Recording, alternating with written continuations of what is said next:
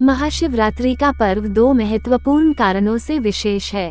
कहते हैं कि इस तिथि पर महादेव ने वैराग्य जीवन छोड़कर गृहस्थ जीवन में प्रवेश किया था। इस दिन रात में शिव जी और माता पार्वती का विवाह हुआ था। वहीं दूसरी मान्यता अनुसार महाशिवरात्रि के दिन शिव जी पहली बार प्रकट हुए थे।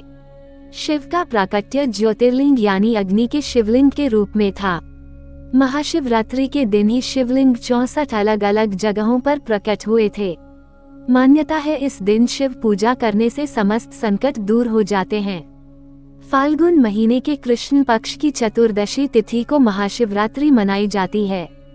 शिव भक्तों के लिए महाशिवरात्रि का त्योहार बहुत महत्वपूर्ण होता है।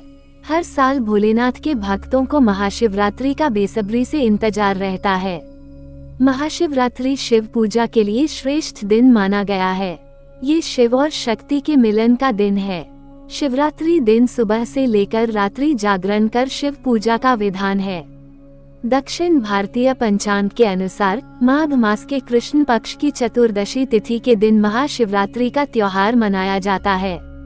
उत्तर भारतीय पंचांग के अनुसार फाल्गुन माह में आने वाली मासिक शिवरात्रि को महाशिवरात्रि के रूप में मनाया जाता है। पूजा की सामग्री पुष्प, बिल्वपत्र, धतूरा, भांग, भस्म, बेर, आम्र मंजरी, जौ की बालें, मंदार पुष्प, गाय का दूध, दही, शुद्ध देशी घी, ईख का रस, शहद, गंगा जल, साफ जल, कपूर, धूप, दीपक, रुई, चंदन, पंचफल, पंचमेवा, पंचरस, इत्र, रोली, मौली, जनेऊ, पंच मिष्ठान, शिव व पार्वती जी की श्रृंगार सामग्री, वस्त्रभूषण, रत्न, दक्षिणा, कुशासन, पूजा के बर्तन आदि। अगर आप इन चीजों का प्रबंध न कर पाए तो आप भगवान शिव को सिर्फ बेलपत्र और एक लोटा पवित्र जल भी अर्पित कर सकते हैं। महाशिवरात्रि पूजा विधि। महाशिवरात्रि पर सूर्योदय से पहले उठें और स्नान करने के बाद साफ सुथरे कपड़े पहनकर व्रत का संकल्प लें। इसके बाद शिव मंदिर में जाकर भगवान शिव की पूजा करें। गन्ने के रस, कच्चे दूध या शुद्ध घी से शिवलिंग का अभिषेक करें। फिर महादेव को बेलपत्र, भांग, धतूरा, जायफल, कमल गट्टे, फल, फूल, मिठाई, मीठा पान, इत्र आदि अर्पित करें।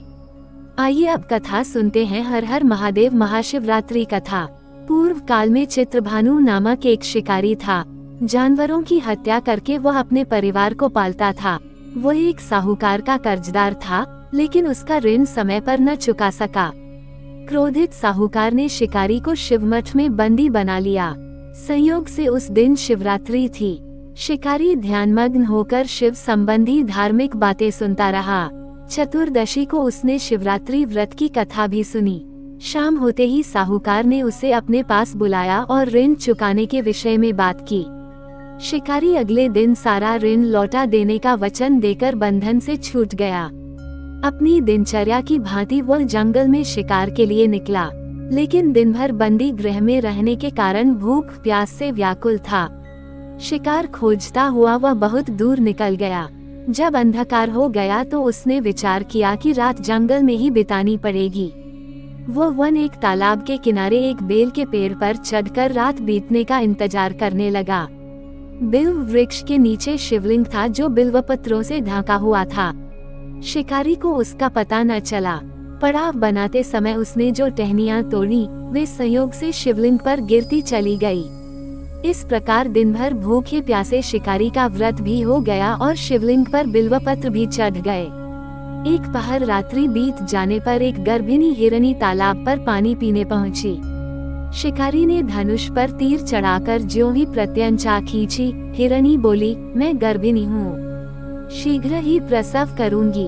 तुम एक साथ दो जीवों की हत्या करोगे, जो ठीक नहीं है। मैं बच्चे को जन्म देकर शीघ्र ही तुम्हारे समक्ष प्रस्तुत हो जाऊंगी, तब मार लेना। शिकारी ने प्रत्यंचा ढीली कर दी और हिरनी जंगली झाड़ियों में लुप्त हो गई। प्रत्यंचा चढ़ाने तथा ढीली करने के वक्त कुछ बिल्व पत्र अनायास ही टूटकर शिवलिंग पर गिर गए।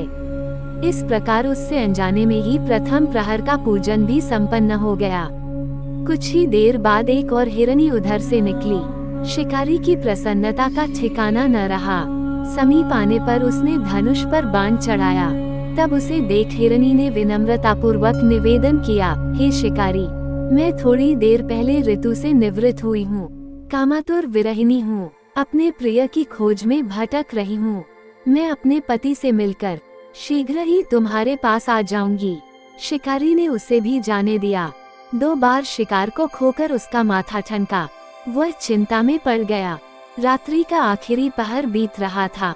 इस बार भी धनुष से लगकर कुछ बेलपत्र शिवलिंग पर जा गिरे तथा दूसरे प्रहर की पूजन भी संपन्न हो गई। तभी एक अन्य हिरनी अपने बच्चों के साथ उधर से निकली। शिकारी के लिए ये स्वर्णिम अवसर था। उसने धनुष पर तीर चढ़ाने में देर नहीं लगाई। वह तीर छोड़ने ही वाला था कि हिरनी बोली, हे शिकारी, मैं इन बच्चों को इनके पिता के हवाले करके लौटाऊंगी। इस समय मुझे मत मारो। शिकारी हंसा और बोला, सामने आए शिकार को छोड़ दूं? मैं ऐसा मूर्ख नहीं। इससे पहले मैं 2 बार अपना शिकार खो चुका हूँ। मेरे बच्चे भूख प्यास से व्यग्र हो रहे होंगे। उत्तर में हिरनी ने फिर कहा, जैसे तुम्हें अपने बच्चों की ममता सता रही है, ठीक वैसे ही मुझे भी। हे शिकारी, मेरा विश्वास करो, मैं इन्हें इनके पिता के पास छोड़कर तुरंत लौटने की प्रतिज्ञा करती हूँ। हिरनी का दुख भरा स्वर सुनकर शिकारी को उस पर दया आ गई। उसने उस मृगी को भी जाने दिया। शिकार के अभाव में तथा भूख प्यास से व्याकुल शिकारी अनजाने में ही बेल वृक्ष पर बैठा बेलपत्र तोड़ तोड़कर नीचे फेंकता जा रहा था। पाँव फटने को हुई तो एक हष्ट-पुष्ट मृग उसी रास्ते पर आया। शिकारी ने सोच लिया कि इसका शिकार वह अवश्य करेगा। शिकारी की तनी प्रत्यंचा देखकर मृग विनीत स्वर में बोला, हे शिकारी, यदि तुमने मुझसे पूर्व आने वाली 3 मृगियों तथा छोटे छोटे बच्चों को मार डाला है, तो मुझे भी मारने में विलंब न करो, ताकि मुझे उनके वियोग में एक क्षण भी दुख न सहना पड़े। मैं उन हिरनियों का पति हूँ। यदि तुमने उन्हें जीवन दान दिया है तो मुझे भी कुछ क्षण का जीवन देने की कृपा करो। मैं उनसे मिलकर तुम्हारे समक्ष उपस्थित हो जाऊंगा। मृग की बात सुनते ही शिकारी के सामने पूरी रात का घटना चक्र घूम गया। उसने सारी कथा मृग को सुना दी। तब मृग ने कहा, मेरी तीनों पत्नियां जिस प्रकार प्रतिज्ञाबद्ध होकर गई हैं, मेरी मृत्यु से अपने धर्म का पालन नहीं कर पाएंगी। अतः जैसे तुमने उन्हें विश्वास पात्र मानकर छोड़ा है, वैसे ही मुझे भी जाने दो। मैं उन सबके साथ तुम्हारे सामने शीघ्र ही उपस्थित होता हूँ। शिकारी ने उसे भी जाने दिया। इस प्रकार प्रातः हो आई। उपवास, रात्रि जागरण तथा शिवलिंग पर बेलपत्र चढ़ने से अनजाने में ही पर शिवरात्रि की पूजा पूर्ण हो गई। पर अनजाने में ही की हुई पूजन का परिणाम उसे तत्काल मिला। शिकारी का हिंसक हृदय निर्मल हो गया। उसमें भगवत शक्ति का वास हो गया।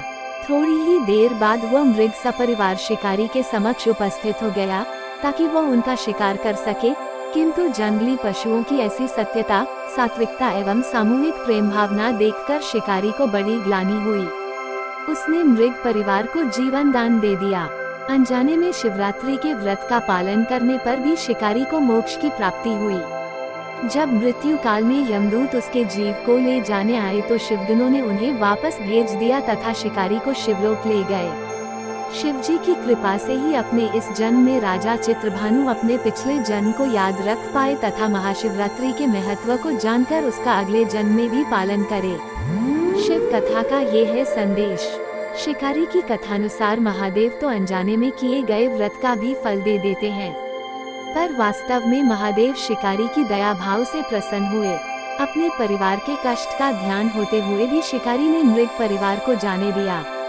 ये करुणा ही वस्तुतः उस शिकारी को उन पंडित एवं पुजारियों से उत्कृष्ट बना देती है, जो कि सिर्फ रात्रि जागरण, उपवास एवं दूध, दही, बेलपत्र आदि द्वारा शिव को प्रसन्न कर लेना चाहते हैं।